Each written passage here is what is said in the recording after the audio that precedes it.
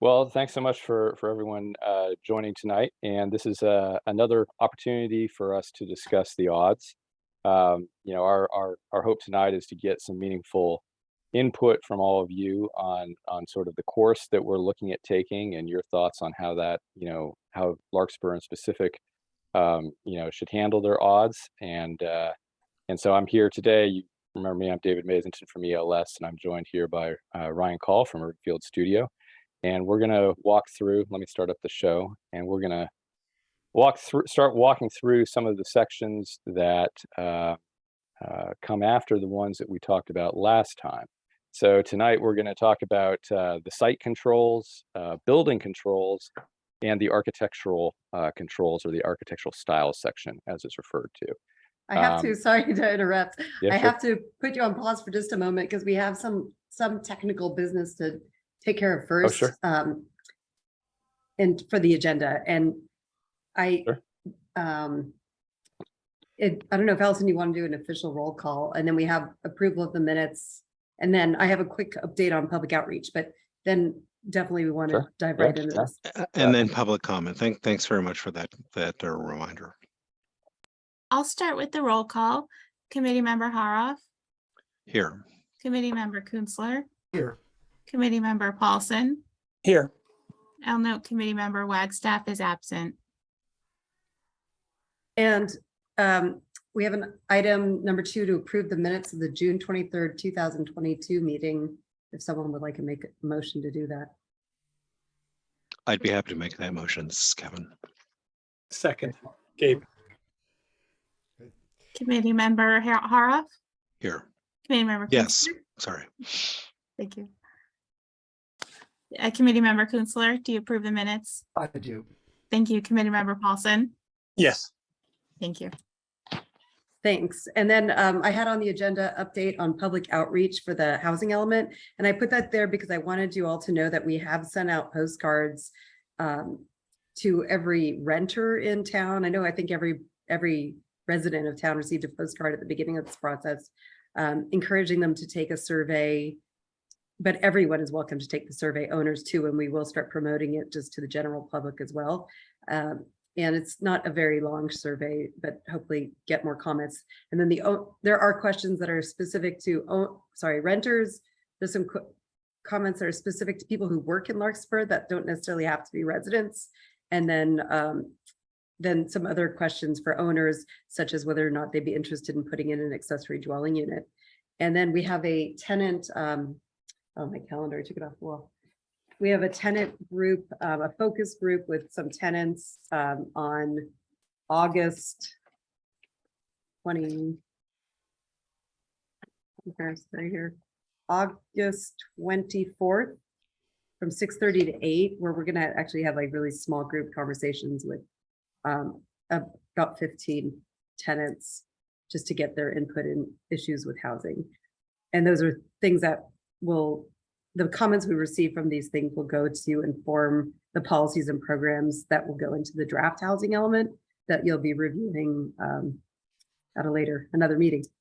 And in the meantime, I've been at a tabling event with Corte Madera, at one of the Corte Madera music events, and I'm hoping I will do the same thing at the Larkspur music event that's coming up in Piper Park.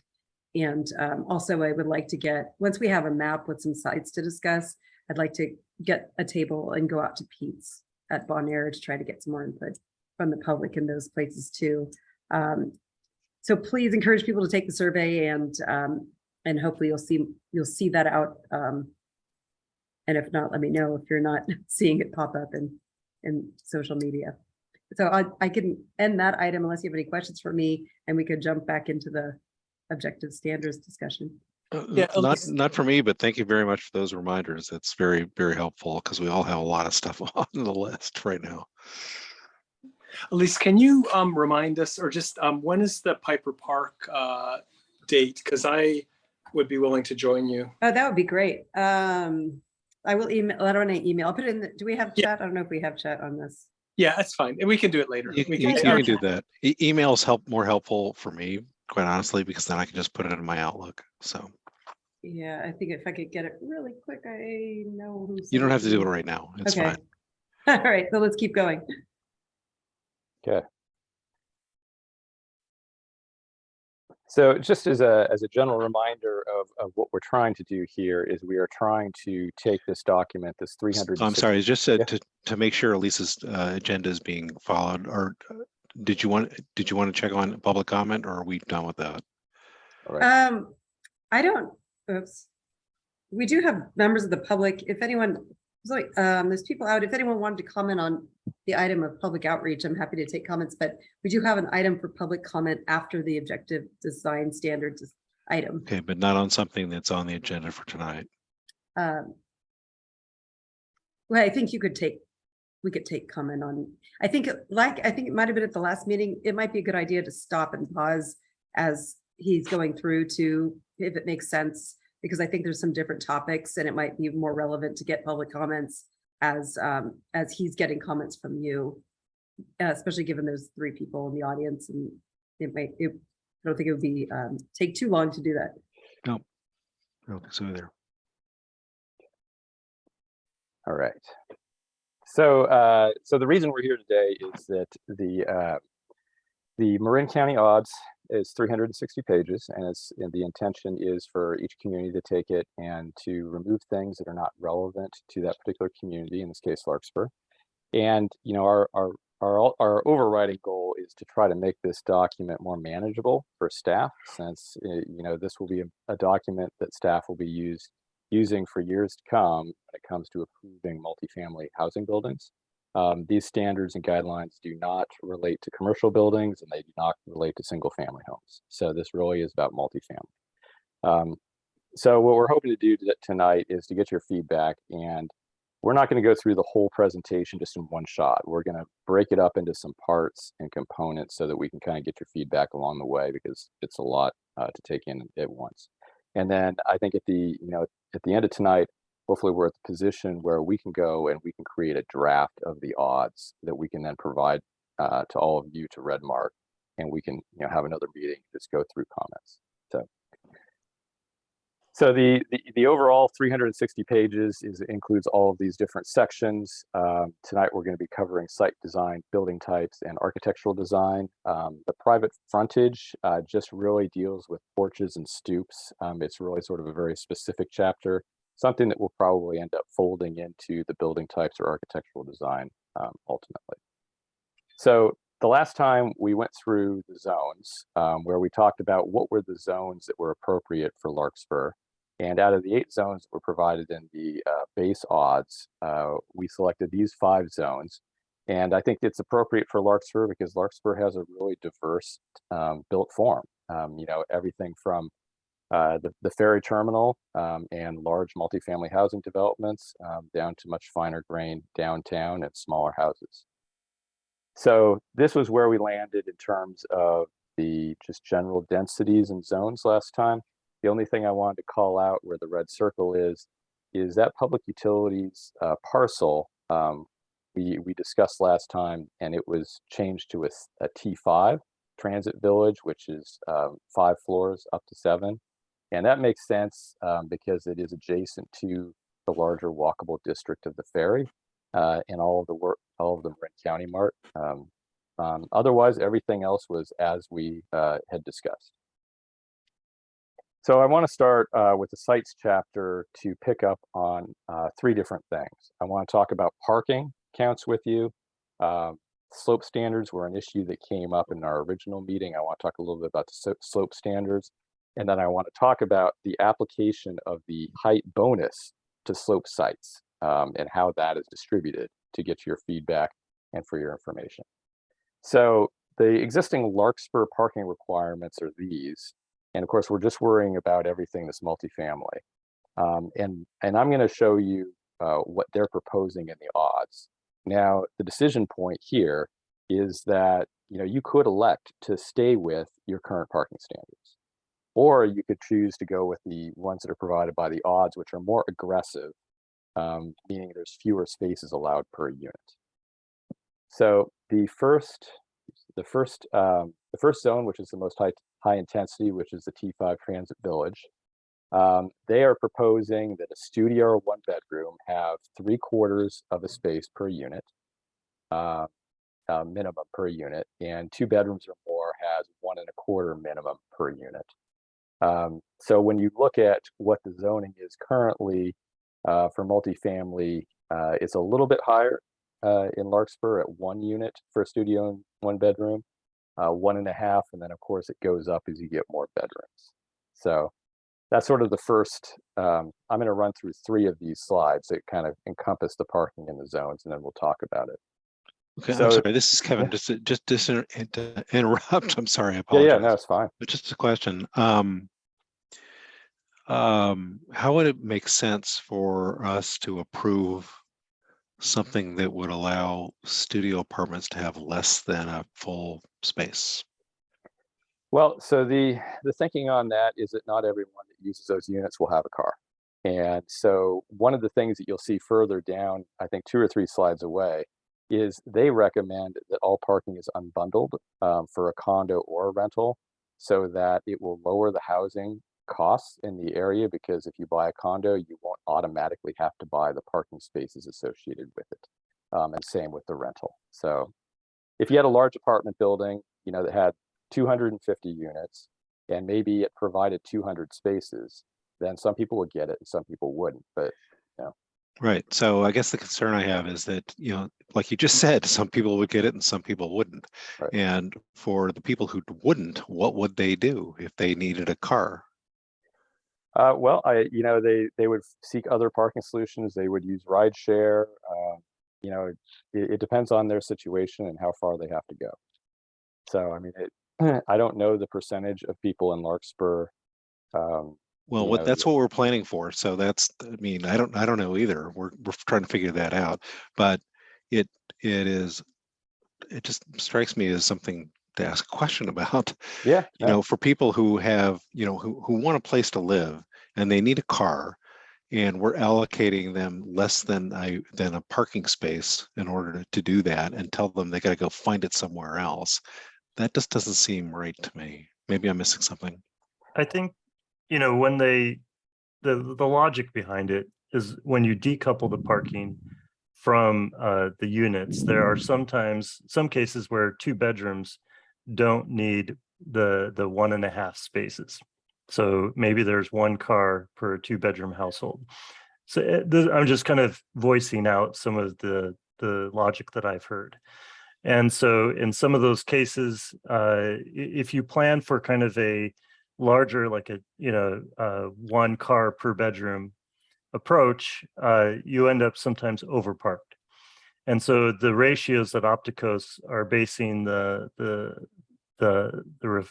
revised versions are aimed at bringing the parking ratios down closer to that line of providing just enough cars, maybe erring slightly on, we've provided 95% of the spaces, but not 100% of the spaces for the actual user habits.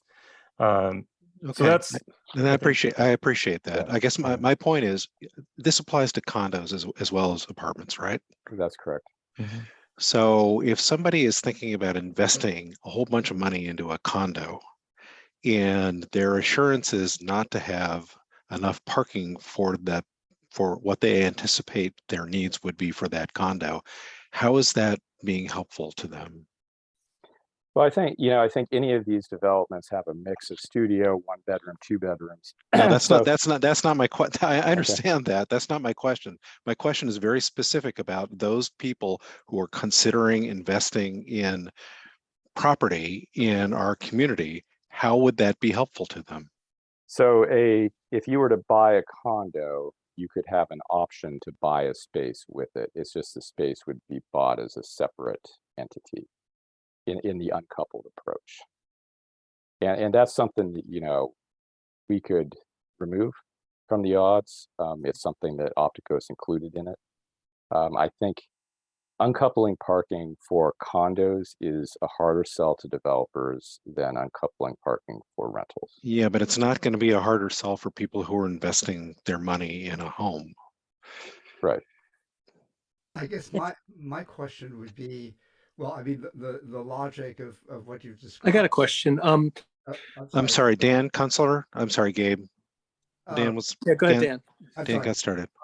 So yeah, so I mean, I understand the logic of what you're saying, and yeah, and the logic is sound, but what we don't have is actually data to say, well, what is the actual experience of people who live in condos with a variety of unit sizes as it relates to the parking. So if the council were to adopt this 0.75 for a studio, surmising that, well, not all two-bedroom apartments are going to want the parking space that they might otherwise occupy, well, does that actually pan out in reality? Right. So I think we need some more. I think we need some more data on that, rather than rely simply on, well, the sort of the logical behavior of a group of people that are assembled in a condominium or an apartment building. Well, and anticipated behavior. I mean, I have a family whose members have lived in San Francisco, and they've had to scramble around to find places to park, and that has not been helpful to them, and they've left partly as a result of that. So I think it's really important for us to be considerate of those people in our planning who are investing in homes, which include condos, that their needs are taken care of, and so that they don't have to go scramble for a place to park their car because they only get 3/4 of a parking space. So I have a question and a comment. So I think my understanding is, like from Turner Institute, required parking costs the developer about $36,000 per unit. Is that what you guys are seeing? Do you think that's a realistic number for Larkspur? I think that's maybe that's probably pretty close for, above ground structured parking. It varies, but I mean, if it's part of a podium, I don't know. What do you think, Ryan? So that number probably would be correct is when you would have a wood frame townhouse where you have the first floor's parking. It's not a podium situation. And then you have the 2 or 3 floors above it. Where that number might be a little low is when you have a wrapped parking structure above grade. And where that number is extremely low is when you have underground parking. So the numbers that we've been working with for cost estimating purposes are around 40,000 per space when you have a above ground freestanding parking structure that's wrapped by residential units, which is typically, it's called a wrap typology, which happens in larger sites. So, and that's probably the economically feasible prototype for those areas by the ferry. But you're talking about economically feasible for the developers who would be building the structures, not for the people who are moving into them. Hold on, And Kevin. Let me finish my line of thought here. So I just want to establish for our group that I think the reason we're even discussing this is about not just saying we're going to build more housing and not having any feasible pathway forward. So I just want to understand the motive. So that the lower bound for parking spots for any unit, if we're adding 976 units, $40,000 times that is roughly $40 million worth of parking costs. My comment is, and again, this is one to invite discussion. I think our job as policymakers is to create latitude. If not having parking in a condominium is unhelpful, then it's going to lower the market value and the developer won't go in that direction. So I think what we're doing is we're building latitude where if they need to pencil this out and there's $40 million on the table in parking costs, we give them that latitude so units actually get built. And we sort of let supply and demand decide what's helpful and not helpful, not our speculations. And these are minimums. Yeah. These are simply to give the developer some flexibility, and they will study the market very closely. Their interest is to make money and profit. There was a project we were looking at in Palo Alto where the studios were extremely small, and they were actually smaller than the parking space. There was more built space for the car Sounds like Brooklyn. than there was for the studio. So there weren't very many studios. I think that building only had 2 or 3 studios in it. And so there is a question about whether or not it made sense to provide 3 parking spaces for those 3 studios. So there's I guess building on that previous comment, there's a little bit of flexibility in this with that minimum statement behind the required parking. And I mean, my understanding is one of the major drivers or disincentives, besides impact fees, is required parking. So if we're serious about getting units in, we just need to think seriously about what's going to work. And Kevin, I completely appreciate your comments. We don't want to make it so, but if we're near a transit hub and if the market is willing to bear this, I would hate to see policy get in the way. So this is a very sorry, Kevin again, that's a very helpful conversation, but I think it tees up the conversation we're going to have as a community, because I think there will be folks who have a different mind in this discussion, and we should anticipate that as we're doing our planning now, because I've been through a process before in Larkspur Landing. It got tanked because these issues were not thoughtfully thought out ahead of time. And I don't want to support a housing element that creates that kind of controversy. And I worry that we're doing that. Yeah, agreed. And I do think that these odds were designed to help foster housing growth and construction. And frankly, developer interests, which disturbs me a little bit, and because that's been part of the conversation we've had so far. I don't really care about developers. I care about our community. Mm-hmm. And I think that what we're trying to accomplish here has to put first and foremost the interests of the community, not what is economic for developers. So then the approach then would be saying, well, that the studio 1 bedroom should have 1 space per unit in this case. I mean, is that I think it's worth considering. Yeah. I mean, and then we leave the 1.25 for the 2 or more. I don't think if you do fractional parking, it's going to be attractive to people who want to live here. I just don't think that's going to work. Well, the assignment is not fractional. It's the supply, adds up to regular numbers. It's just some 2 bedrooms will not opt for the full 2 spaces, and some will. So that's and when you get into large developments, with the 50, 100 unit developments, it does end up being a lot of spaces. So that's where these ratios kind of shake out. Yeah, but I don't think that's what we're envisioning. Do you guys, I'm wondering, Kevin, I appreciate completely. And I think I'm in alignment with you, community first, but, I'm also want to be data first. And I'm wondering if we have data. So let's say we have a 100 unit building that currently in Larkspur.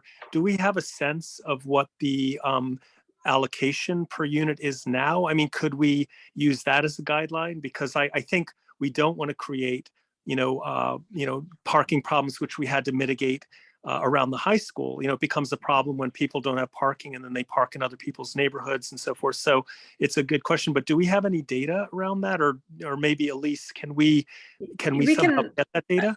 Yeah, it was my understanding that ABAG might have been doing some type of study to get more data on parking in the Bay Area. I think we'd be able to get parking from some of the larger complexes in Larkspur for sure. The other thing is, I think one of the reasons if you don't have parking, you don't have a car sometimes. So like in Larkspur Landing, you aren't going to park necessarily miles away from your car. You would probably just not get that unit if you really wanted to have a car. So, and then I wanted to also point out that the TAM has some great vehicle miles traveled maps, and they go into detail in Larkspur in different zones. And the Larkspur Landing area is by far a really low vehicle miles traveled area. So the per capita, the residents that live there do not drive as much as others do. They might all own a car still. Maybe they wouldn't if they didn't have a parking spot, but it's very clear that people don't drive as much when they live over there. And whether that's because people move there just to use transit, or there's some other explanation, but it's pretty clear in that particular area that people don't drive as much. Elise, would it be possible, like our two largest, owners of rental stock, Serenity and Bonaire, I think just a simple metric would be how many units do you have? How many parking spaces do you have? I mean, I'd love to just see those two ratios. Yeah, I will try to find that. And then I think they also have been keeping data on, I call it WinCup, but I know that's a different name now. Yes, Yeah. yes, it is. The Corn And Madera, I think still a they've, source of controversy. yeah, but then they've been tracking the parking and parking ownership there to see. Of course, they don't know who's parking off site, but I can see if they've been continuing to track that data, because that is very close to transit. And there probably is not a lot of parking off site unless you're parking on someone else's private property. So that might be really relevant data. That would be helpful because I am confident that what you just described is happening with that property. All right, I'll get some data. Okay, great. That's great. Okay. Yeah, that's all very helpful. And I think, every community is different. And we do have to, account for those differences. So the Main Street Small, which is, Larkspur's historic downtown, they're proposing using the T4 SMS zone, one minimum per unit for studio and one bedroom, and of course one also for two or more. So currently, Larkspur requires kind of an escalating parking count as you get into the larger units. I mean, are you comfortable with going essentially with one space minimum per unit? And that's Depends on the unit.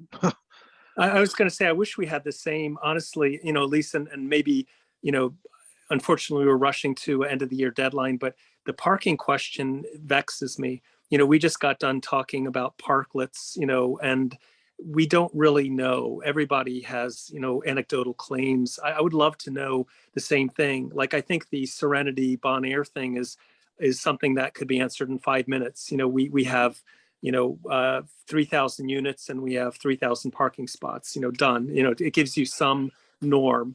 I think downtown is troubling because it's not just the units, it's, all the, the people coming to the, restaurants and retail and whatnot. So it seems like 1-to-1 is that like a floor? Like you don't, you're not gonna, I'm sorry, you wouldn't go higher than that, right? You wouldn't have two parking spots for one unit. So the parking is a minimum. So a developer could build two if they felt that's what was necessary from a market standpoint. And these parking numbers do not include any commercial uses. So the commercial uses would be handled separately. But it would be on their site, on the lot that they purchased, the parking would be there. It wouldn't be street parking. No, that's right. Okay. Off street. So that's important because if there's overflow, they're going to come on the street, and all the unhappy people, talking about how we don't ever have parking on Magnolia are going to be more unhappy. So again, a data point that's missing for me. I don't know if it's good or bad. I just wonder. Well, and I want to stress what Gabe just said, because you got to remember this presentation is being made to people who are elected officials in our community, and we have to respond to our community. And if our community is not receptive to a planning proposal that allows them to enjoy the life that they think that they have bought into and moving here, we're going to all get fired. So please have that in mind. Oh, absolutely. And I think that's why we're here tonight, is to get your feedback, so that you can tell us what your constituents think on these issues. And parking is always contentious, so it's always a big question. It's really contentious in this city right now, in not just in downtown, but kind of all over the place. So we need to be very mindful of that in our planning decisions, because I said we have to make ultimately the decisions on the approval of these plans, and we may or may not decide to approve them, but we have to be comfortable with whatever decision we make. Of course.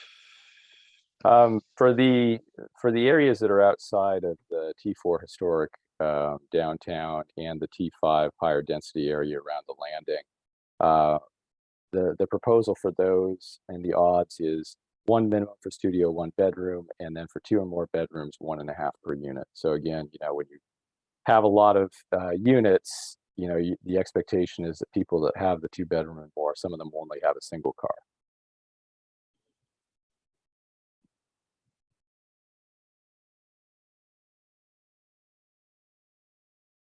Where do you all stand on that? It's dead silence. Yeah, well, we'll just think about it. Okay, great. No, that's cool. So it sounds to me like the biggest sticking point really is the 0.75, for the studio and 1 bedroom in the highest density areas. But we'll wait for more information from Elise regarding existing development in Larkspur to make that final decision.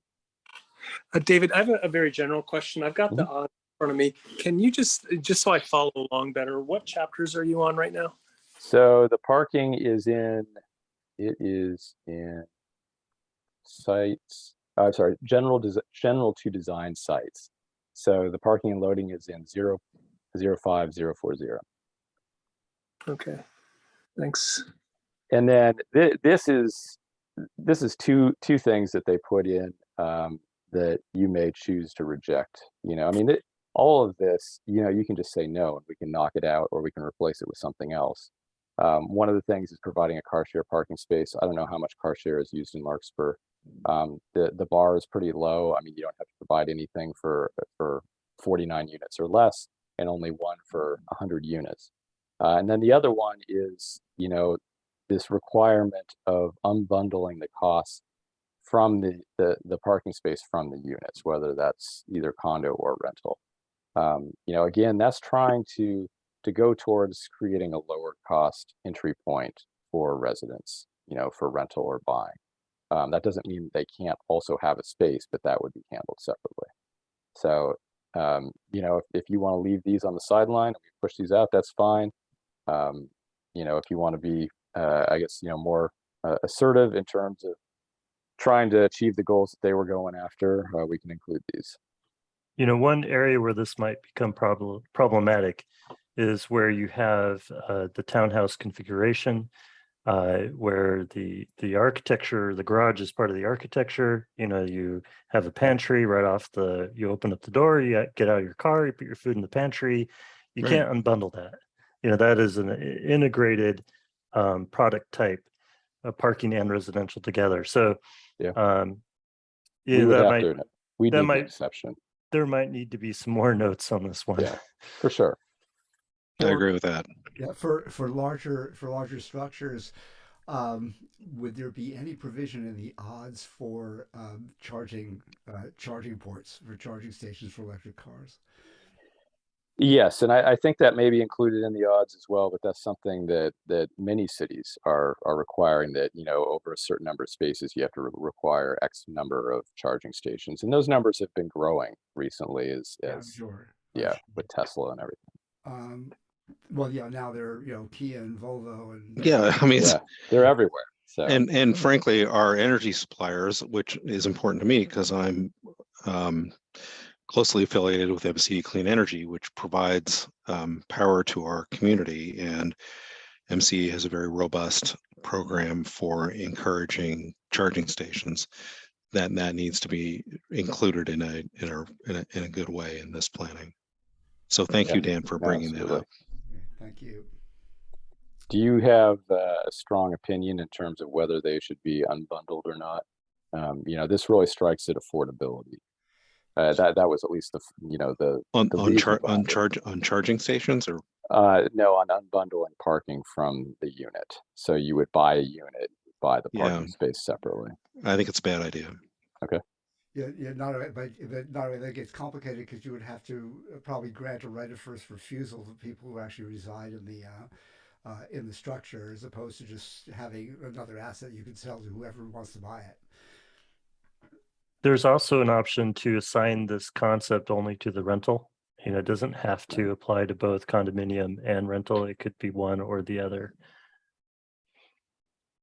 So I just, David, I want to understand, the unbundling would actually make more affordability, right? That is the theory, because you would be renting or buying without having that element included. Because I'm sort of back to, why are we playing market maker? I don't know. I think, and Kevin, to your point, we're accountable to voters, but we're also potentially creating 2,000 new voters, 2 people per household. And how can we say how they're going to vote? I mean, they're going to be happy if they get to live in Larkspur. Affordability. I just think we need to ensure that the current community is not negatively impacted. And I don't understand how unbundling parking would negatively impact the current community. Is that a question to me? It's a comment for the group, Okay, and you well, can come back if you want. and that's fine. And just for me to throw my 2 cents in, although I think I already have, I think that the kinds of cohesive ownership asset that people are attracted to when they are considering a move to Larkspur. And this is not just the people who already live there, but the people who are thinking of living here. That's going to be important, I think, to them. It certainly was important, at least in a general way, when I moved here. I would not have accepted an ownership opportunity where I'd have to park someplace else other than my home. So I think, we need to take into consideration what is appealing about our community and why people want to move here. I think we have flexibility to do that in a way that will meet our obligations to state law, but I do not want to have our community transport into something that I don't think will be appealing to people who I think are going to want to live here in the future. I just want to provide clarity to one point, which is that the parking would be on site of these I understand. developments. I understand that, but you're going to be Okay. going down an elevator or a staircase, and you're going to have to be walking, 30 or 40 feet to go find your car. I don't think that's going to be something that is going to be likely sensible to people who are going to want to move to this community. It might be to San Francisco, it might be to Mountain View, but I don't think that will be to the city of Larkspur. I mean, I appreciate that point.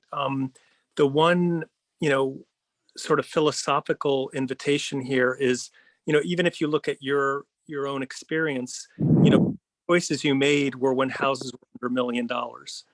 So things, the trade-offs in cost, I think, someone may say, I would rather live near Mount Tam and go to Redwood and Larkspur, Corte Madera schools and not have parking, versus the city imposed this fee and now it's out of my reach to pay for. So I just want to caution us not to intervene in what I think the market is better at. Gabe, that's the challenge that we have. We need to make sure that our community is attractive to people who are attracted to this community. And we do not want to create barriers to those people who would like to live here.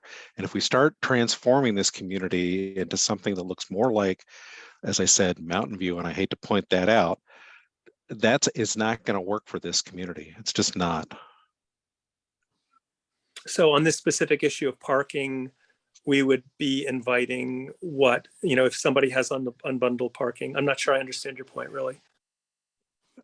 I'm worried about apartment complexes where people who want to live here because they have the flexibility of owning an automobile and being able to go access it right away and can't do that because they're living basically in a facility that just has a large parking lot, just like a commercial property.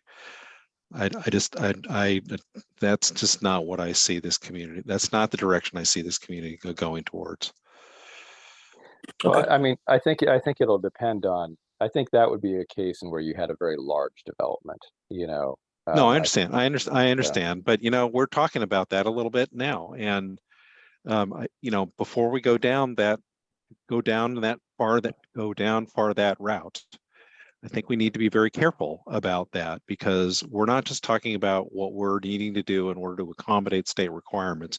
We're thinking about what this community is going to be looking like 25 years from now. And the people who are going to want to live here, including, for example, my own children. And I don't think that my children would be happy with a community where they have to live in a place where they can't even park next to their own home. Okay. And David, I mean, I think the sort of starting point for what I was saying was affordability. So part of RENA, part of the housing element is we're trying to create affordability. So maybe we can just take a step back, and we've been talking a lot about parking. I'm assuming this is a component of affordability. Would you say it's one of the major ones, or is it one of many? Or maybe can you just give us the big picture for 1 minute, since we're pretty much in the rabbit hole of parking? That's good to say. I mean, maybe Andy, you want to kind of weigh in on that as a way that HCD might look at it. But from someone's living perspective, I mean, the cost of parking for a developer is pretty significant, and so that cost does get rolled into whoever is either renting or buying the unit. So I mean, is it where does it fall on all of the things that affect that? I mean, there are other factors that are probably more significant. In terms of the overall cost of construction right now and just Bay Area living, rents, around here are very high. Would it have an impact overall? I don't know. I mean, I think that would have to be for an economist to answer.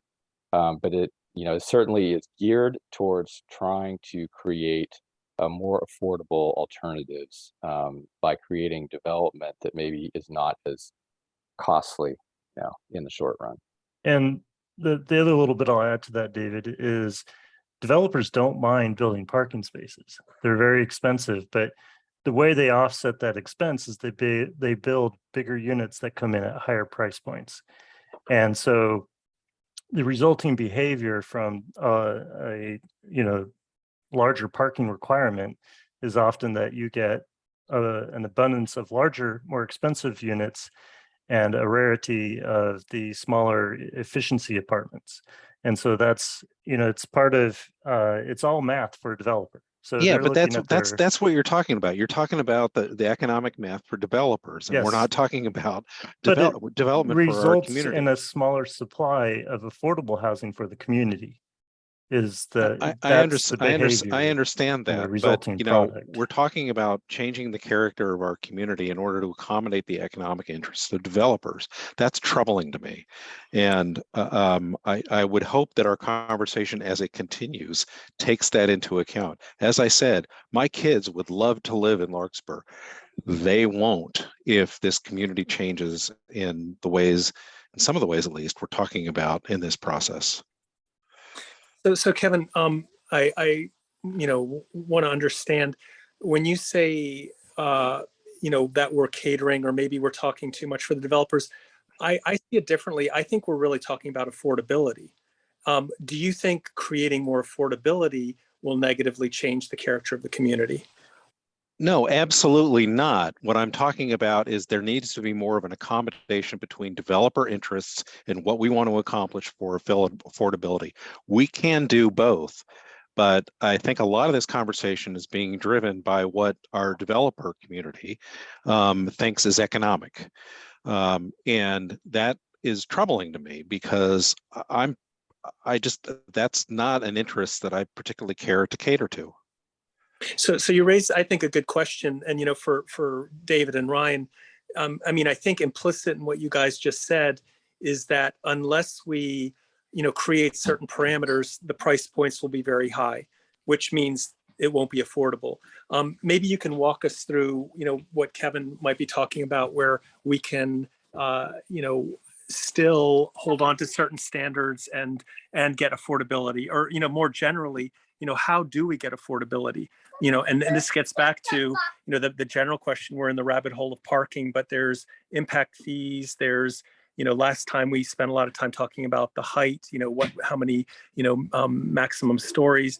I would love, and actually, sorry if I can just make one more request, Elise, besides the data of the ratio of units to parking in Bon Air and Serenity, I would love to know just what estimates there are of, what will impact, a rank of priorities, what will impact affordability the most, because Kevin, I think that's my concern, is how do we get to affordability? And if you see another way, I'm totally open to it. No, and I don't disagree with any of that. But what is troubling to me is that the conversation that we've been having seems to be what's going to make the most sense economically for development interests. And if we can't come up with a plan that doesn't accommodate the development, the economic interest of development interest, then, well, we're stuck with that.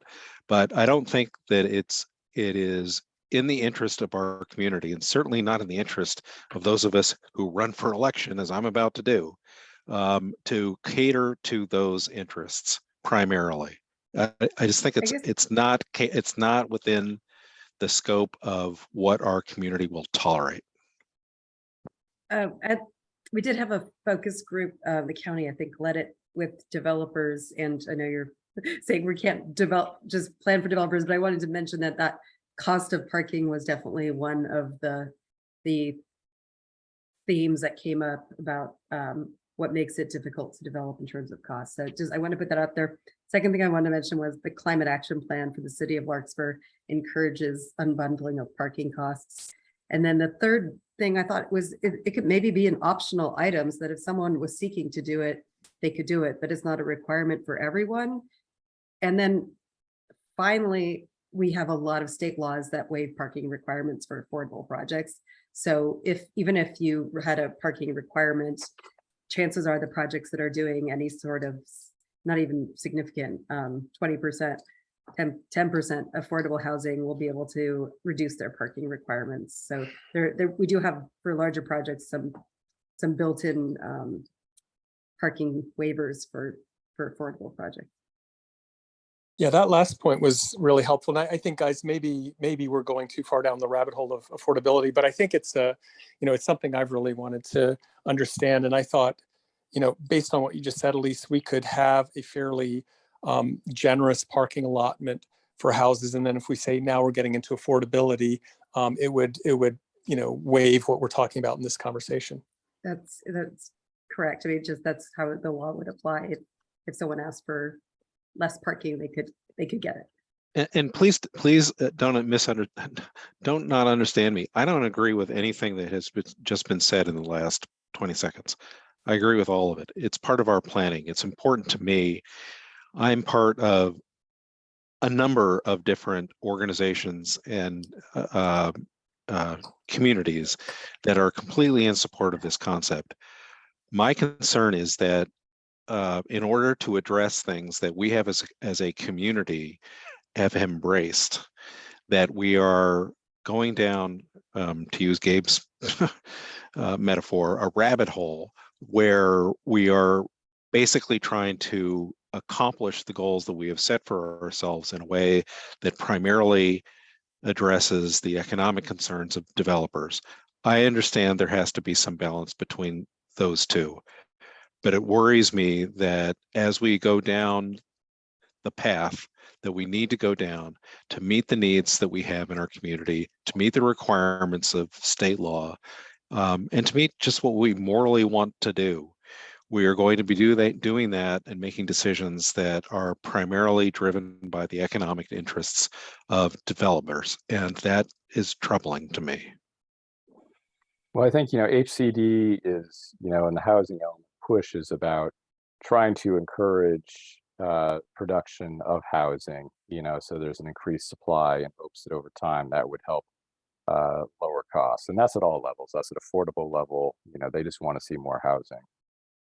So to do so, we do have to give some consideration to how can that housing get built, and what are the hurdles for that housing to get built, and how can we remove a few of those hurdles to encourage production of housing. And it's the developers are one part in that picture, to creating that product. Fair enough. Yeah, I was curious to hear from David, and also maybe this might be a good time for public comment. I mean, it seems like this is an important issue, that we've been on. I agree. Yeah, David, I don't know if you had any thoughts on this, the other committee member here. No, I've been listening intently, and it is a very delicate balance, because we don't want to necessarily play into the hands of developers. I certainly don't. But at the same time, we have to attract somebody who's actually going to build these units. And it's difficult because it's always a part of speculation as to what future behaviors are going to be. Will people have fewer cars? Will they have smaller cars? Because as it is, we've got, the standards are for um, parking space size standards are such that, well, you park an SUV. Well, is that going to be the rule eternally? Or is there, some kind of a mixture? Again, back to the electric. I mean, the charging units do take up some space. There are a whole bunch of other considerations also. Also, how do you? I think loading was also part of part of the discussion, which Mhm. is, well, you can design it in such a way that, well, maybe the garbage bins are don't detract too much from the space that's available for parking and other uses. So that's sort of what's been going through my mind as I listen to this. But I think Gabe and Kevin have sort of framed the debate pretty well without my adding anything else to Oh no, you would be much better at it than we. that.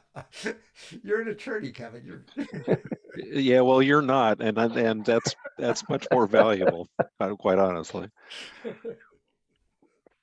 We could ask if anyone in the audience has a public comment. They could raise their hand, and we could take a pause at this moment to see if Yeah, anyone has comments that'd be about great. parking. So if you have a comment, I think it's well, raise your hand. There's no phone in callers. I don't see any hands raised.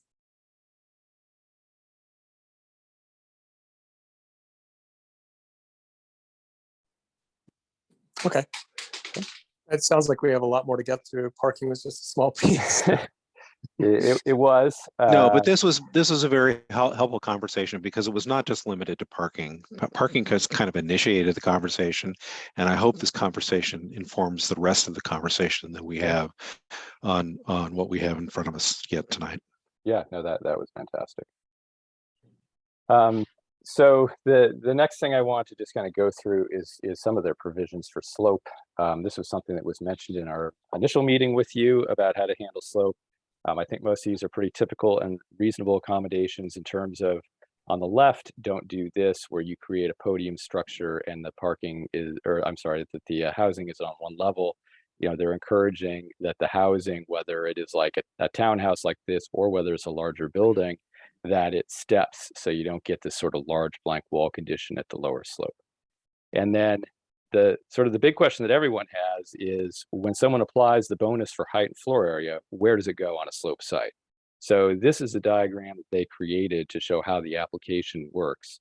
The shaded areas are the bonus areas, so that they try to sort of maintain similar to what the slope is doing, so that it doesn't create, sort of a really large building in a place where it wouldn't feel natural and would really stick out. So I want to just get your comment on this. I think personally, I think this is pretty reasonable, because we do anticipate that most developers are probably going to come in for a height bonus. So this is something that we Yeah, really do they have to are. think about. Yep. So the first diagram is something I think we should endorse. Yeah. So these are for the front to rear and the side. So they're No, slightly sorry. right. Yeah. Different. They're different conditions depending on how the slope is on the site, but similar approaches. I understand. Yeah. Are the buildings at Larkspur Landing a useful model to where to seek inspiration? Because they do have some staged housing there. Yeah, there are larger housing projects up the hills behind the Marin County Mart that do some of the stepping. And I haven't looked at those individually to see if they're conforming to this. Probably not, but they do step in that way to try to reduce the impact. They do, and they're very attractive by and large, but they also take advantage of a very unique physical environment because of the old the prior development on that site. Mm-hmm. That is not typical of the rest of Larkspur. Right.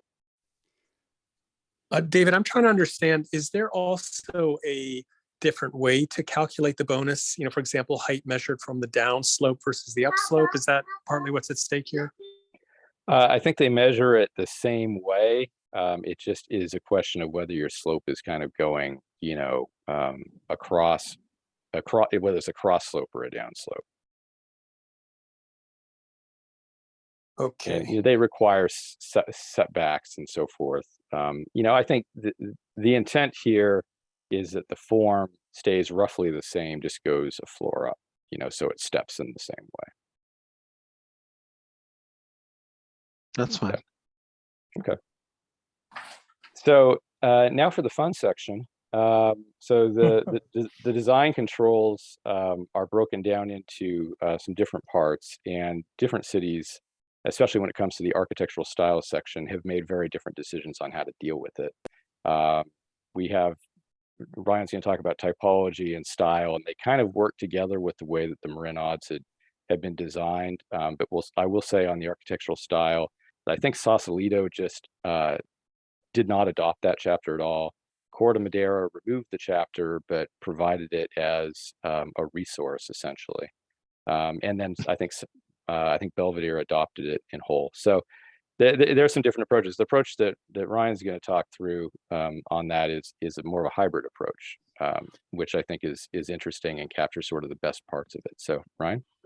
Yeah, and basically, before we get into the chapter 8 content, David and I kind of brainstormed another idea how to really focus on the core elements of this. And so looking at the site planning chapter and the typologies, what we found is Opticos tried to get very, very specific about, you know, courtyard house, town, you know, different kinds of townhouses. They tried to cover as many typologies as they could. And what happened when you looked at each section is there was a lot of repetition with minor variations between each typology. And of course, in cities all over, people come up with interesting, unique ideas from the community.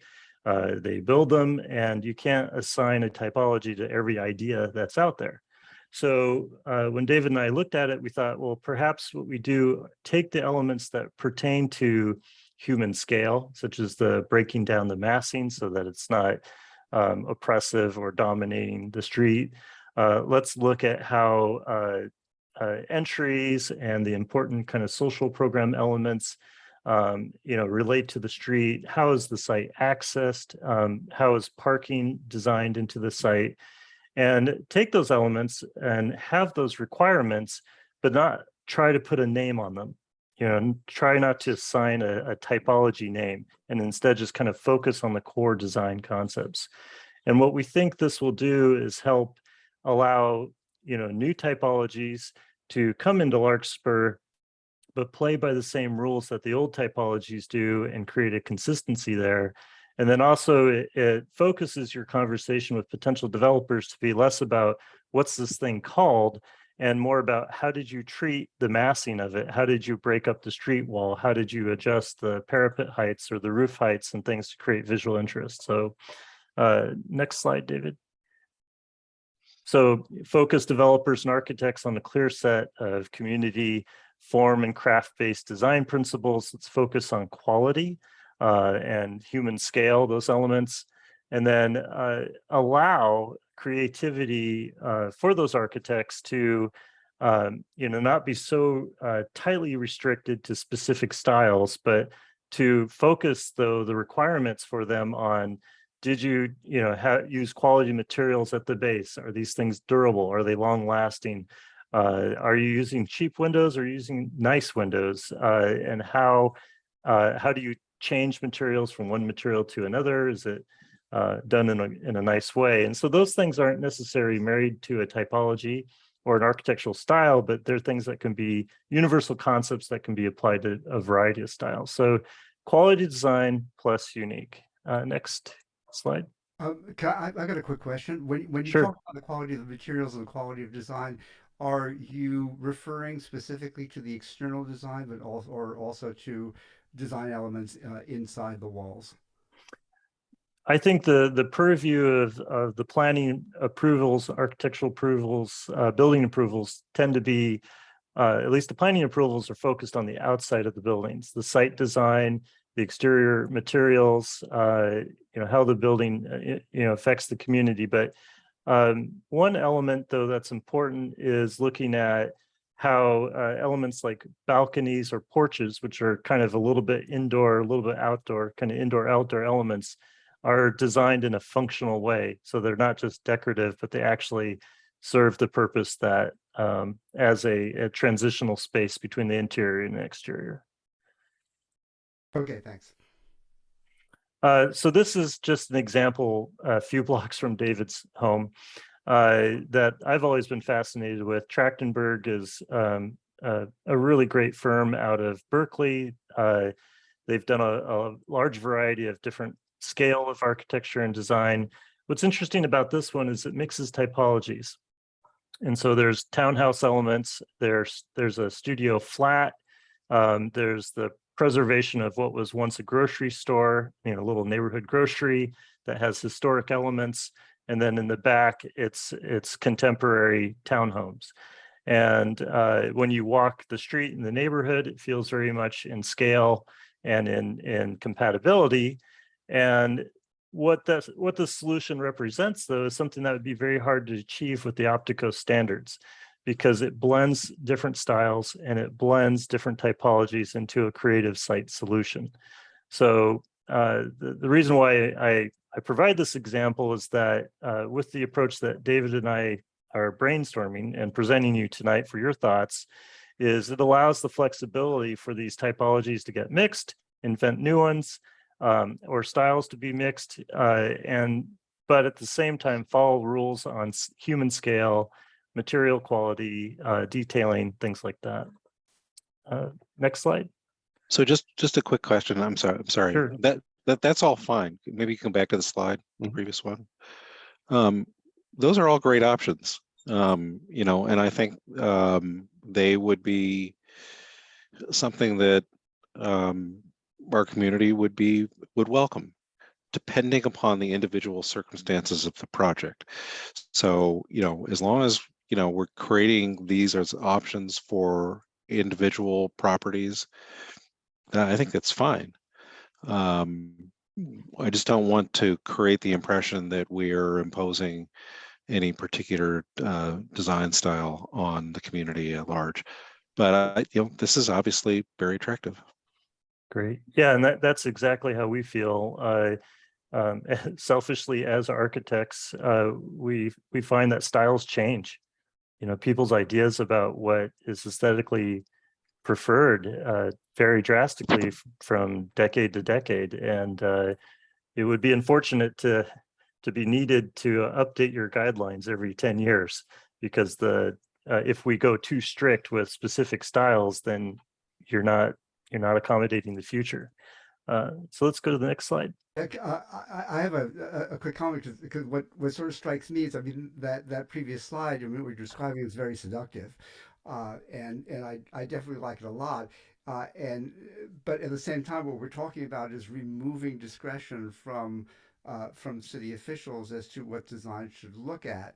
So what I'm a little bit afraid of would be, well, do the circumstances actually force us into a whole bunch of essentially cookie cutter elements that would preclude something like this? That maybe that worry is not rational, but that's kind No, of that worry is rational, but that's not part of this conversation. We're going to have to face that going down the line. Yeah, well, and the next slide's really important, because I think that talks to that a little bit. So what we can enforce is that buildings have a finer grain of massing, that we don't end up with giant, long, flat walls. The articulation of the facade is done to harmonize with Larkspur's intimate scale, which is something that's so charming about Larkspur. And then this next bubble is, while preferences for architectural styles may change over time, appreciation for craftsmanship is constant. And that's always been my love of architecture, is when I see a home from the teens or 20s and it was beautifully built, you love it. And then, I see great buildings here in the East Bay in the hills from the 50s or 60s that were well done, I love those too, but they don't look anything like each other. They're completely different. But if they're cheaply made, I can't say I love them that much. And so Right. as we're getting into these, what we need to pay attention to, I think in these not guidelines, but standards is we're not going to use cheap windows. You know, we're not going to detail things in a way that's sloppy or careless. We're not going to micromanage what the style is, but we're going to make sure that your materials are durable, that they're long lasting. It's not cheap. It's not flimsy. When you have brick, it needs to turn the corner, you know, and not just be a wallpaper element on the front of the building. Those kinds of thoughts will help ensure that there's a higher quality of craft. But the style may change, the colors may change, the preferences for, is it contemporary, is it arts and craft, those things come and go. And so, or there may be new aesthetics that, you know, we aren't aware of yet. So, but we want to make sure that it's built well, has a nice craft, and it has a human scale to it. Next slide, David. Ryan, I just really appreciate those comments, because those are meaningful concerns to me about how I want this community to look like going forward in the future. And that was terrific. I appreciate it. I'm gonna second that. Thank you. So this is a kind of an example of different projects from, you know, the Bay Area, and actually the top right is from Oregon. But some are contemporary, some are traditional, some is kind of a modern farmhouse. The one on the far right, lower right, is a Petaluma project by MAD Architects. I don't know why they chose that name.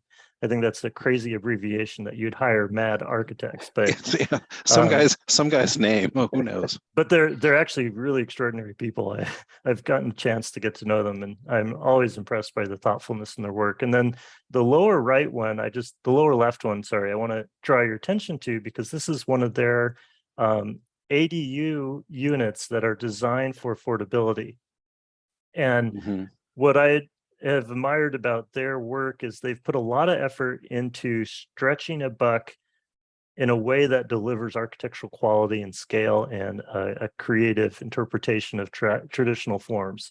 And so it is possible, and we want to use controls that make sure that, you know, that the windows, the key elements that draw people's eyes, are thoughtfully built and designed. So that's the nicest photograph you got on this slide.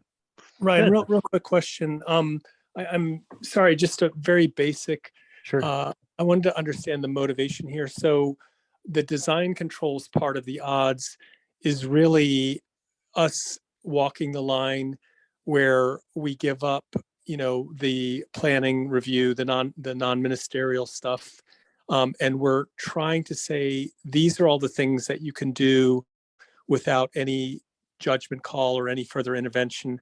And so I think that what we're trying to do is walk the line between making it so restrictive that it becomes the cookie cutter versus, you know, people could start building yurts, you know, if we open it up too much. Yes, and you know, the difference is between those things is often called prescriptive and performance. So we're trying to go away from prescriptive, which basically says your building should look like this, and we're saying it should be performance based. Use these materials, use this massing to achieve the right look, because those are the things that I think for your community are going to resonate the most, not whether it's a craftsman so-called or, you know, or Spanish revival or whatever. So just to follow up on that, because I worry that state requirements are very prescriptive, and it's encouraging to me to hear that we still will have flexibility to focus as we evolve this process to things that are more, you know, as you said, performance oriented, that look into the character of what we're trying to accomplish, as opposed to just building stuff because we're meeting state guidelines. Yeah, So that was very helpful. I think what we have learned over the years is you can't necessarily stop a bad architect from doing a bad building or a bad developer from doing that, because they will use cheap materials. So what you try to do is you try to box them in so that they have to, you know, use the right proportions and materials to actually produce something that looks pretty good. That's very helpful.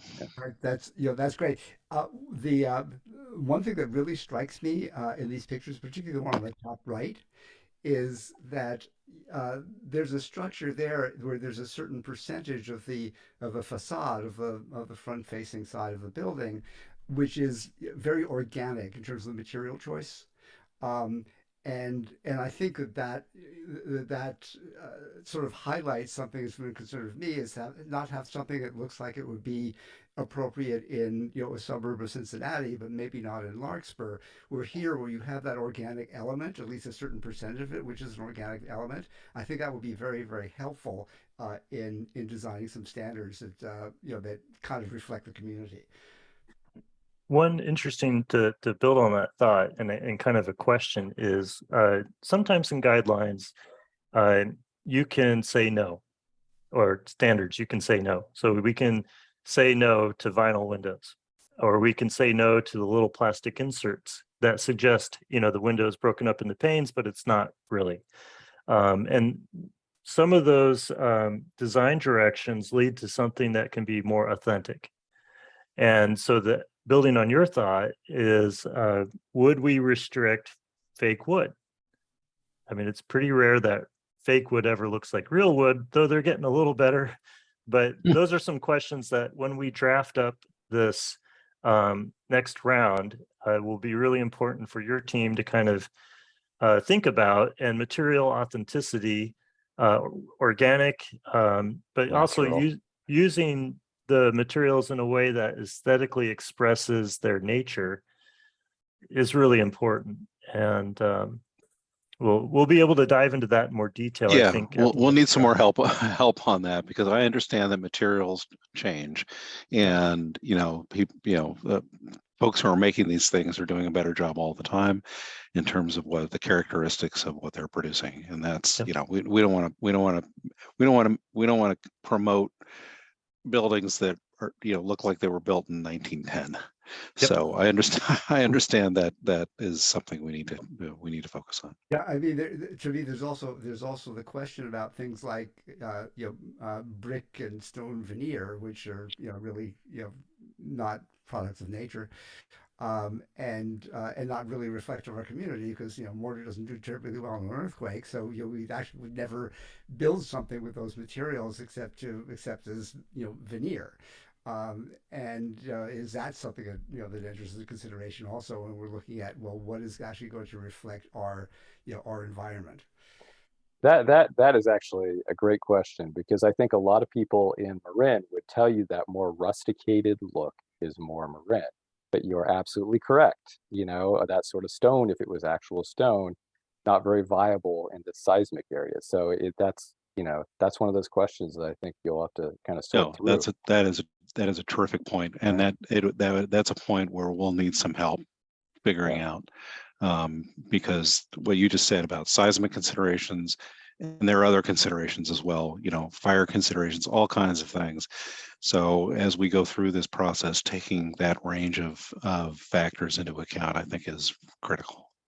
It'll also come down to, I've seen some really beautiful projects in Marin County that use stone in a kind of Bauhaus or a modern type of way, that are pretty nice homes. And it's kind of honestly a veneer. It's not trying to look like a compressive Burnham and Root building, from Chicago. It's not it's not lying about what it is, and it can be beautiful, but we'll explore that in more detail. We'll show you examples, and then we can go from there. But I think the general approach was, we didn't want to say, here's 10 styles you can choose from, here's 10 typologies you can choose from. Instead, we wanted to take what makes architecture special, kind of in a more core basic element, and make sure those things are met regardless of what it's called.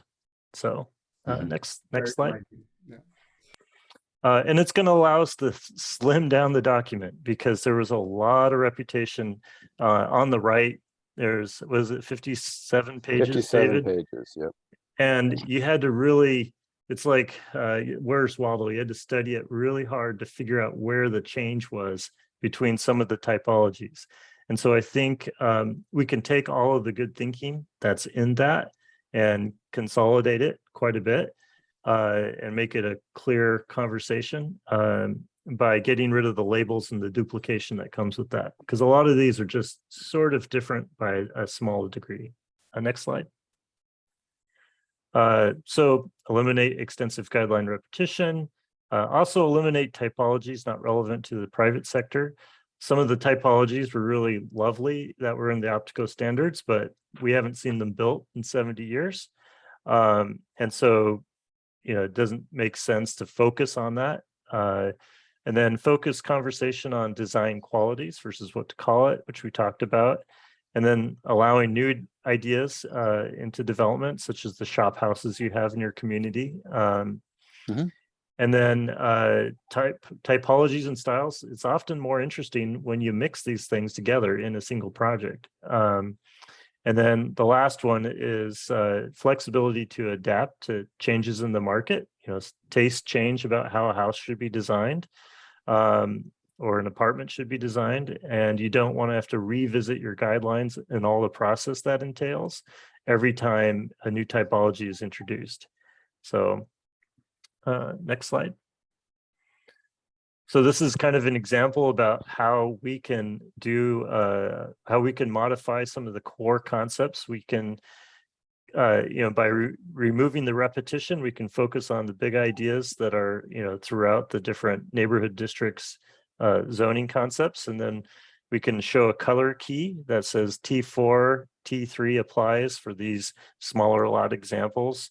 And then we can go over and show where T5 and T4 applies to these larger lot examples. And then we may want to make modifications to the Opticos concepts, either adding or making changes to the ones that are there to fine tune it for Larkspur. But I think by reducing the repetition in the future, if you do decide to revisit and refine this document, you'll have less to do versus trying to go through each typology and fix each typology. Next slide.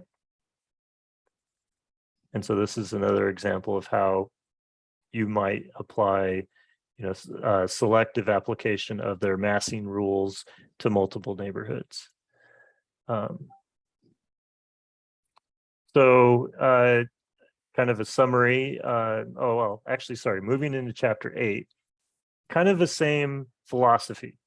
So let's get rid of the labels and get rid of kind of the strict rules on this is what a craftsman is, and this is what California modern is, or all these things.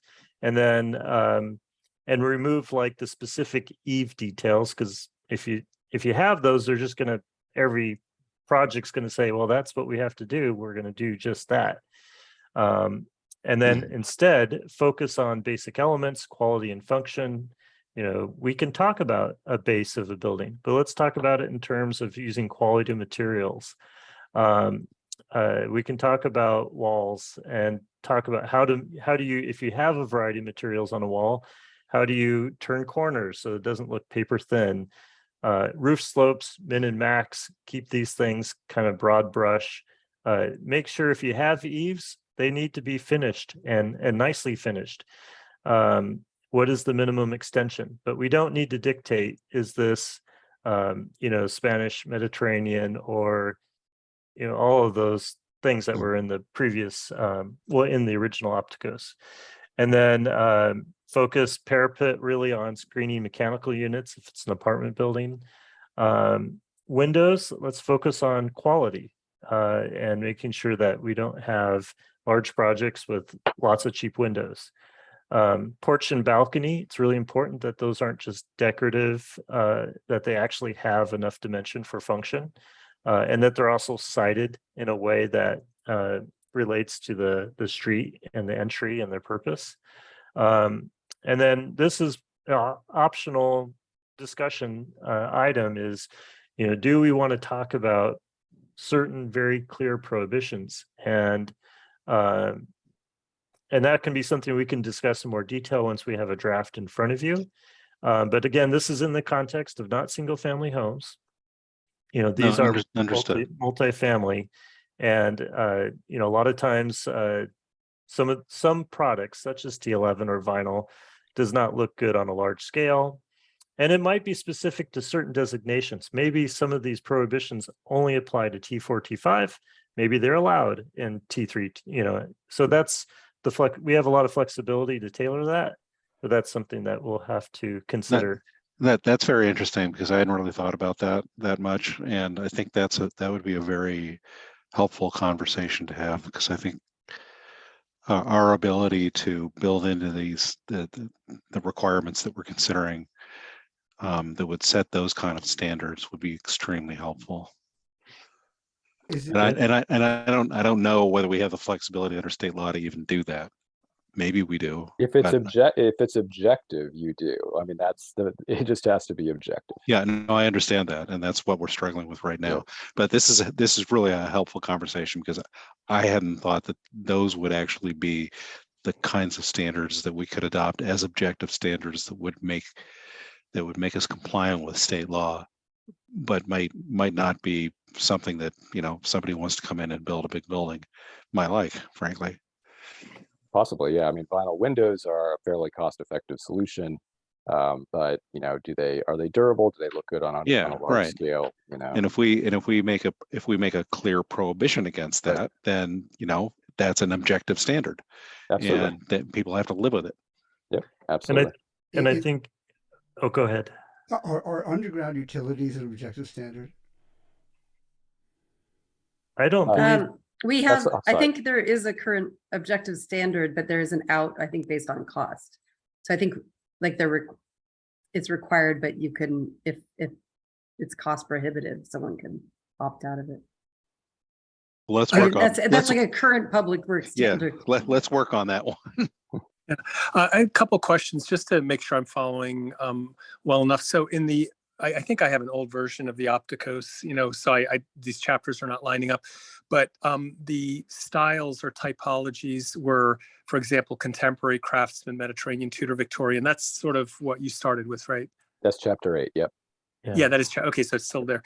And I guess what we're saying here is, or maybe one way to help me, you know, forecast where this is going, is we could say, you know what, we've got these 8 different types, you know, like craftsman or Tudor or Victorian, and they have all the things we talked about, you know, with massing and with materials and craft and so forth. If you do all of this, you get your permit. It's ministerial done. The risk we run is that we have a cookie cutter community that looks like where is it, Kevin, Mountain View? Yeah, well, that's my example. Anyway, it's an easy target.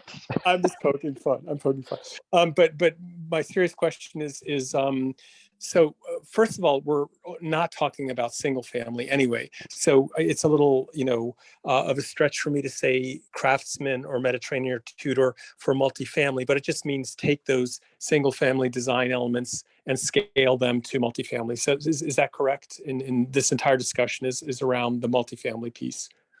the We are trying. discussion. Oh, Yeah, go ahead, David. we're trying to avoid the application of, let's say, a tutor or a craftsman to a large project where it just doesn't make sense, you know. And our Okay. concern is if you just have those 5 styles, that developers, to find the clearest route, will choose one of those styles. It doesn't necessarily mean it'll be executed well, and a craftsman building that has 200 units is not going to look anything like a craftsman building. So we're trying to avoid that and actually take a step back and say, let's not use styles. Let's talk about materiality and how you actually build the building. And So performance. I thought that the stress on that is extremely helpful, because I think it does create an ability, if I'm hearing you right, to set those up as objective standards that will meet state law requirements, but will still, frankly, give us flexibility in terms of decisions about what individual projects are going to look like. And that's helpful to me. So the spirit of it is, I think, what Brock and Dan, you're trying to scale up their process. So they would do this on an, you know, case by case basis, and you're really trying to say, we think we can generalize. Well, that's what state law is requiring.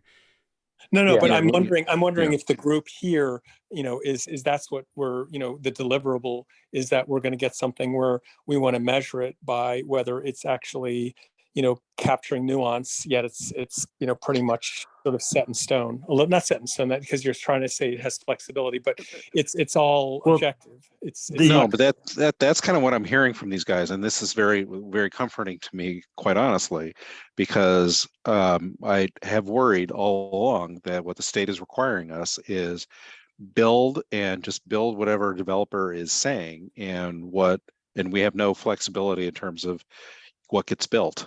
And I think what is being suggested in this conversation, which I find very encouraging, is that the kind of objective standards that we can adopt that would be consistent with state law would be these kind of performance-based standards that would be respectful of the character of our community in a way that we still can say no to a developer who doesn't want to do it. So that I found this part of the conversation quite useful. well, so they're objective in the terms of we want to establish that these buildings have scale, architectural scale. They're and they're objective in the terms of we want to make sure that they're not using the cheapest windows. Yeah, That there's certain all of that. requirements, but they come in, let's say they address the required issues about scale, that the building has the ins and outs and the various height, changes, and Mhm. it has a nice set of windows. I don't, and Andy, please correct me if I'm wrong. If they do these things, then they've met the requirements, and I think that's then they get the green light to build the project. Is that right? it's ministerial review. Yep. Yeah, Right. yeah. Yeah, And- but I mean, there's nothing we can do about that. That's just a function Right. of state law. Yep. And I think this conversation is not whether we're going to comply with state law or whether we're not going to comply with state law. We are going to comply with state law.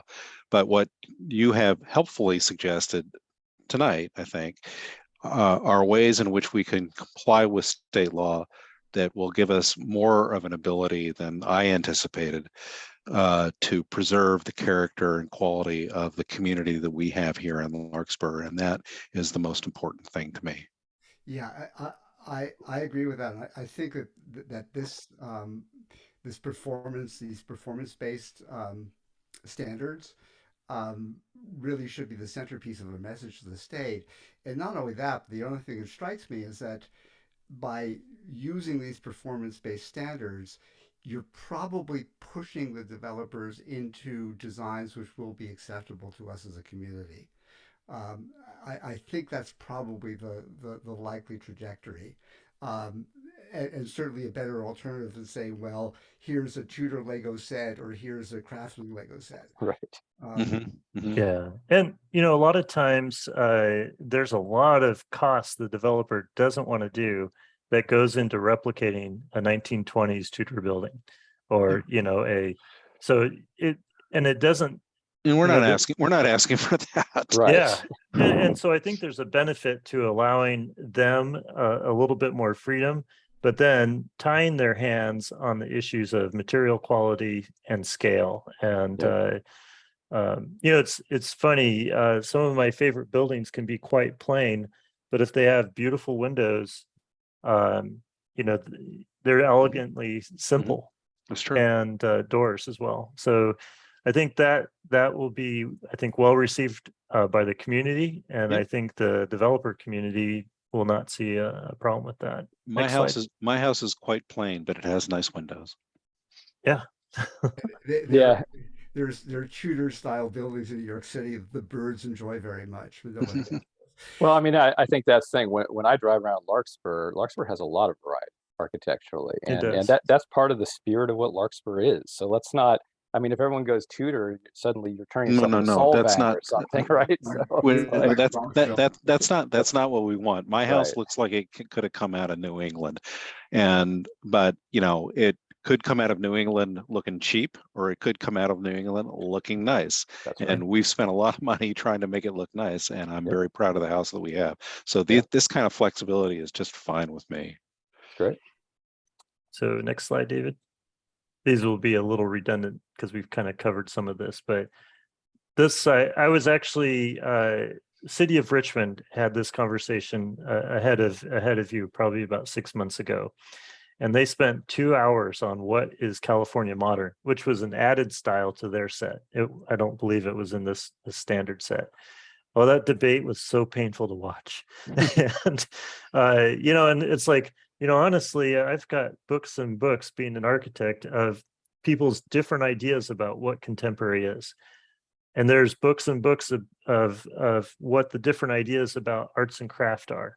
And the challenging thing is, unless you create a 10,000 page pattern book, you're not going to cover all the good examples. And so I think Opticos did what they could, and they kind of provided 1 or 2 examples for each idea to illustrate a point. But knowing the development process where they're looking to streamline entitlements because time is money, they're just going to take the one that's provided. And so I kind of got freaked out when there was only one parapet example. I thought, oh no. So anyway, what we can do though is learn from what are the benefits of having a parapet of a certain size to screen a mechanical unit. Let's employ that. And what are the benefits of having a eave extension that's 2 feet? And let's employ those kinds of ideas, but not necessarily dictate that they have a certain cut at the end of the eave or a certain bracket detail and or a certain parapet coping, etc. So next slide. That's it. So that's this discussion that we're having tonight is going to help us take that first pass at the draft, and that's all that's going to be, is a first pass. We're going to work with you quite a bit. That's actually the bulk of our scope, is the next step. But this, getting consensus on this general approach of eliminating the style names and focusing on quality and scale, will really help us get you a more concise document. Yeah. Yes, it will. Thank you. I think it's great. I think that's great. Yeah, Notwithstanding the parking tail wagging the dog. I do think that's a big step forward. Yeah, and I mean, we'll prepare this and we'll send you guys a draft in advance so you can review it and mark it up, and we'll give you like a week or 2 to mark it up, and then we'll sit down with you and go. And I hope this conversation and feedback that we've given you has been helpful. This is a real challenge for us, as it is for every community in the state of California right now, and we want to do it right. And we want to do it in a way that is respectful of the interests of our electorate, and of just who we feel we are as a community. I think we can do it, and I appreciate the contribution that you've made to progress and making that happen. Really do. Yeah, thank you. The comments today were great and spot on, and I think they give us really good direction for what Larkspur wants. So thank you. Thank you, guys. Now, if only Dan Kunstler would hang around and like run for city council, that'd make me happy. But he's choosing otherwise. So we have a public comment on the meeting next. So if there's anyone that would like to make any comment, whether on what we just talked about or something else, please raise your hand and we could take your comment. Not seeing any hands raised. Well, I hope this video will be available on the Larkspur website. I haven't seen them posted on YouTube, but I could talk to Ellison about that. I couldn't find them. I thought this was a really good discussion. And I think it would be great so for community members to kind of just hear kind of the thinking, and they can weigh or to make sure that everyone's on board and to let us know if they're not. Yeah, well, actually, haven't been a lot of people attending. This is. I mean, it's good that we've done this in public, but I think that technically this is an ad hoc committee. I think. No, right? No. Is it? No, it's not. No, I think this is the Brown Act committee. It's not ad hoc. Oh, okay. Yeah, I mean, our rental is ad hoc. Elise, I'm wondering for follow-up, I sent you the email and copied Kevin. You were mentioning the music event in Piper and the table at Bon Air. I almost feel, just to piggyback on what, David and Ryan were saying. I don't know who's going to actually sit and watch this video. But I feel like, some of the talking points here, what we're really deciding and what the trade-offs are. I would love to, maybe among the three of us and Dan, just to hash it out and, sort of communicate that to the public. I mean, this is your town, and, we're thinking that we're walking the tightrope on a few things. We don't want to overprescribe, and we don't want to underprescribe. And, it looks like we're getting architects to scale up what, design is done as we kind of write our last will and testament of non-ministerial review. So I'd be happy to work on that with you. And again, I just extended, I sent you the email, let me know the dates. And, I don't know how you feel, Kevin, but I think, from each meeting I've tried at least, to reach out to, I did succeed with North Magnolia, and I'm still going to reach out to a few other communities on the website that Andy put together. But I just think that this is consequential, and, maybe it's too big and people aren't really noticing the issue right now. Happy to do it. Yeah, and the event is on August 27th at Piper Park between 4 to 7. That's the music event. And so I'm hoping I could go a little early, and when the music's not too loud, to talk to people, or else find a spot where it's not too loud to talk to people during the event. And then I do hope to do some tabling around town, either at Lucky's, at Piper Pete's, or things like that, just to, again, just get more feedback from the community members that maybe not go to meetings. August 27th, 4 to 7. 4 to 7. So Okay. I'll probably go a half an hour early. Okay. I'll reach out to you offline. And okay, great. This has been a very helpful meeting. I think this is the best one we've had. So I appreciate it very much. Yeah, well, thanks so much for all your thoughts. Thank It's you, helpful everyone. for us. Yeah. Thank you. Okay, Yeah. have a good See you evening. soon. You too. Thanks. Good Take night. care. Bye. Bye, and Andy, bye.